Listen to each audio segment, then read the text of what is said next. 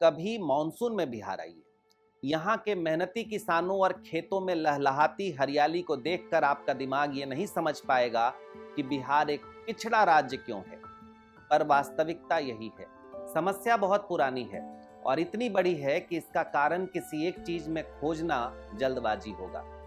आज हम समझने की कोशिश करेंगे कि क्या कारण है कि बिहार, जिसे एक समय में भारत के सर्वश्रेष्ठ शासित राज्य का दर्जा दिया गया था, लेकिन 90 के दशक तक आते आते वो आर्थिक, राजनीतिक और सामाजिक रूप से बर्बादी के कगार पर आ गया और आज भी पलायन का केंद्र बना हुआ है।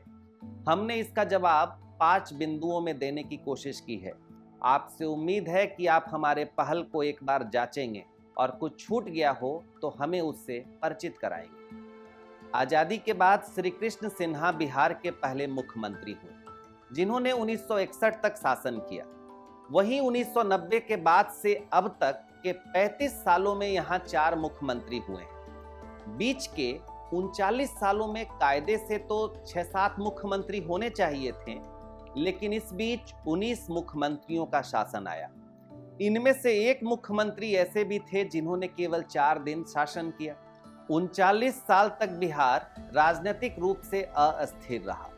सत्ता हासिल करना सभी राजनीतिक लोगों का उद्देश्य बन गया था।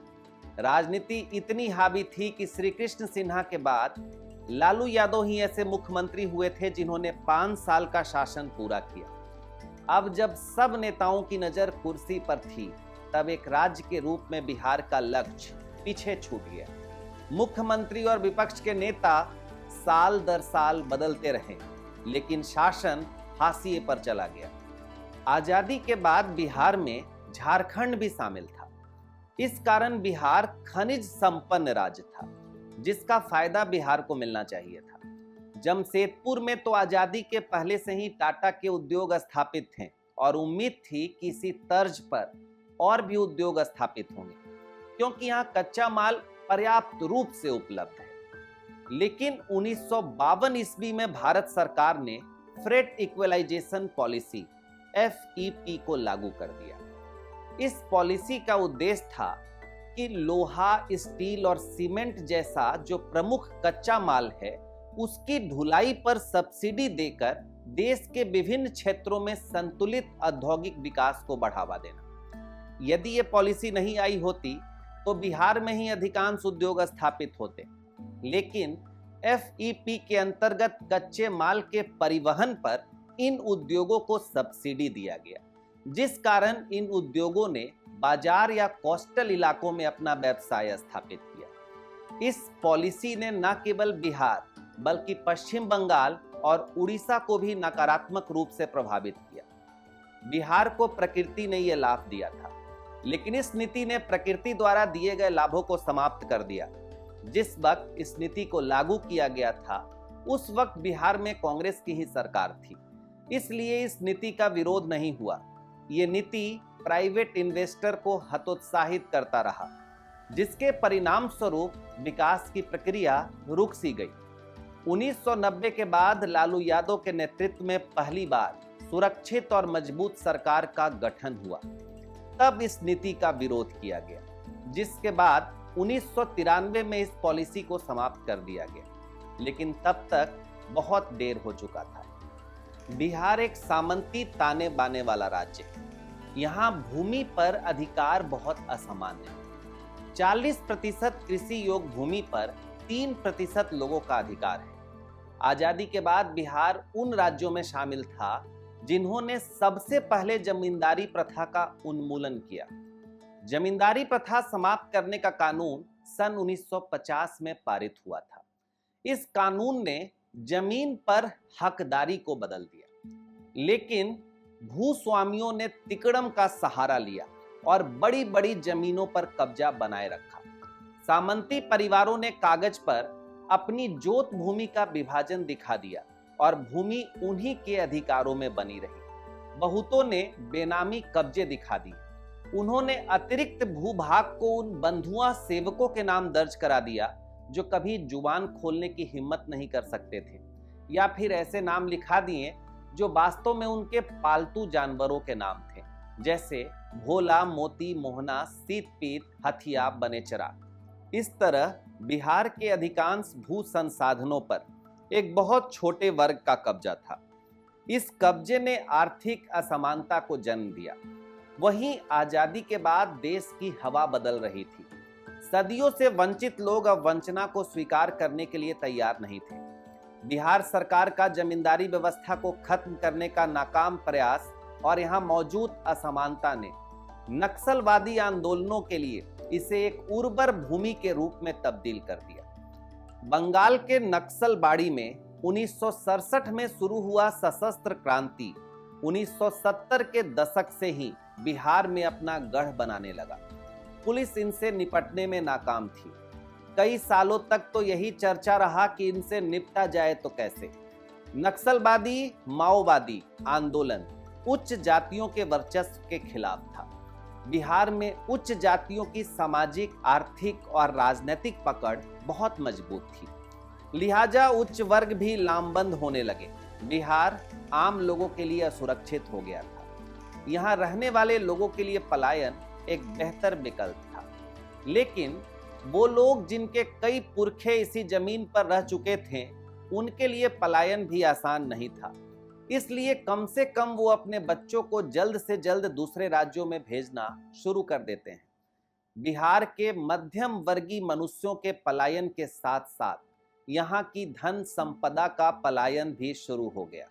सामंतवाद व्यवस्था का केवल आर्थिक आयाम नहीं होता है, बल्कि सामाजिक और मानसिक प्रभाव भी होता है। इस बाद से प्रभावित लोगों में एक जन्मजात श्रेष्ठता की भावना होती है। आजादी के बाद अचानक से समानता की हवा चलने लगी। विशेषाधिकार वर्ग असहज हो गया। वो अपनी पकड़ और पैठ को छोड़ना नहीं चाहता था। वहीं पिछड़ा वर्ग संगठित हो रहा था।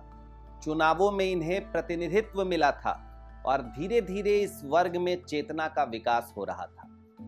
देश भर में पहले दलित मुख्यमंत्री बिहार में ही भोला पासवान हुए। आगे जाकर नाई जाति के कर्पूरी ठाकुर बिहार की राजनीति के प्रमुख चेहरे बने। स्थिति ये थी कि कर्पूरी ठाकुर मुख्यमंत्री थे। उनके पिता हजामत का काम करते थे। एक दिन बुखार से तबीयत खराब हो गई। गांव के दबंगों ने मुख्यमंत्री के पिता को हजामत के लिए बुलवाया। बीमारी के कारण उन्होंने मना कर दिया। दबंगों ने जबरदस्ती उन्हें उठवा लिया। तो बिहार में सामाजिक समरसता की ये स्थिति थी।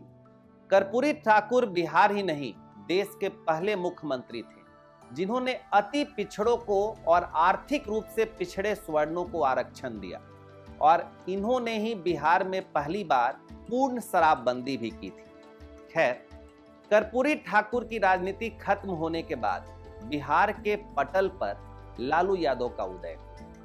लालू यादव ने भी पिछड़ों को सशक्त किया, लेकिन लालू यादव के सशक्तिकरण का तरीका इस तरह का था कि पुराने जमींदार को हटाकर नए जमींदारों का वर्ग तैयार कर देना। लालू यादव ने पिछड़े को सामाजिक और मानसिक रूप से सशक्त किया।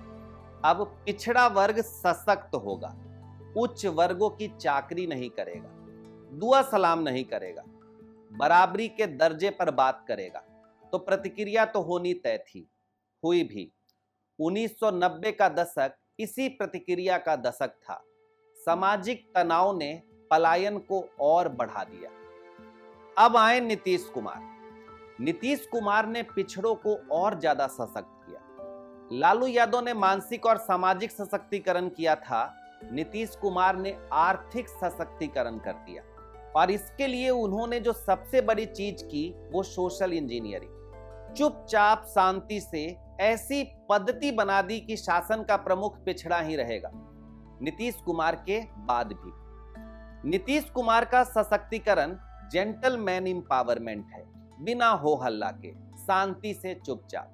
नीतीश कुमार कभी भी खुद को एक जाति के नेता नहीं बताते हैं, टाइटल भी नहीं लगाते हैं, लेकिन इसी चालाकी से वो सबको साथ भी लेते हैं। आज बिहार में पिछड़ों की स्थिति पहले के मुकाबले यदि अच्छी है तो इसका श्रेय कर्पूरी ठाकुर, लालू यादव और नीतीश कुमार को जाता है। नीतीश कुमार पिछड़ों के जीवित लीजेंड हैं। इसका श्रेय वे नहीं लेते हैं, लेकिन चुनाव में इसका फायदा उन्हें जरूर मिलता है। आज से कोई 20-25 साल बाद जब कभी नीतीश कुमार को याद किया जाएगा तो पिछड़ों के नेता के तौर पर नहीं, बल्कि एक प्रशासक के रूप में। लेकिन वास्तव में उन्होंने पिछड़ों को सबसे ज्यादा सशक्त किया है। अब बिहार के पिछड़ने के एक आखिरी कारण, ये एक ऐसा कारण है जो बिहार नहीं सब जगह फैला है। ये कॉमन प्रॉब्लम है भ्रष्टाचार। नीतीश कुमार 2005 में सत्ता में आए थे। नीतीश कुमार ने लालू यादव के प्रमुख विरोधी के रूप में अपनी पहचान बनाई थी और लालू यादव के शासन को जंगल राज करार दिया था। लेकिन समस्या ये थी कि नीतीश कुमार के विधायक दल और कैबिनेट में जंगल राज वाले विधायक और मंत्री भरे पड़े थे। इसलिए नीतीश कुमार का पूरा विश्वास था कि बिहार में शासन की बहाली इन नेताओं के द्वारा नहीं की जा सकती। इसलिए नीतीश ने अफसरों की ओर रुख किया, उन्हें फ्री हैंड दिया, राजनीतिक दखलंदाजी को खत्म किया। अपने पहले कार्यकाल के दौरान नीतीश कुमार ने प्रशासन पर दिन रात ध्यान दिया, व्यवस्था बेहतर हुई। लेकिन 2010 के बाद नीतीश कुमार के ध्यान की प्राथमिकता बदल गई। इनसे पहले सड़क बनता ही नहीं था तो अधिकारियों का दिन ठंडा था। अब निर्माण कार्य और योजना हर जगह थे, फ्री हैंड था, तो भ्रष्टाचार बढ़ना शुरू हो गया और आज ये अपने चरम पर है। पेपर लीक हो या सरकारी योजना और निर्माण, भ्रष्टाचार हर जगह शामिल है। सरकारी लोग कहते हैं कि बिहार लैंडलॉक स्टेट है इसलिए पिछड़ा है, लेकिन ये सतही तर्क है। पंजाब, जम्मू कश्मीर, उत्तराखंड, हरियाणा, दिल्ली, तेलंगाना भी तो लैंडलॉक स्टेट है। ये एक कमजोर तर्क है। कभी मानसून में बिहार आइए, यहाँ के मेहनती किसानों और खेतों में लहलहाती हरियाली को देखकर आपका दिमाग ये नहीं समझ पाएगा कि बिहार एक पिछड़ा राज्य क्यों है। पर वास्तविकता यही है। एक दौर की राजनीतिक अस्थिरता, एफईपी, सामंतवादी अर्थव्यवस्था, सामाजिक असमानता और भ्रष्टाचार से ये राज्य पीड़ित है। सुधार हुआ है, लेकिन अभी बहुत सफर बाकी है।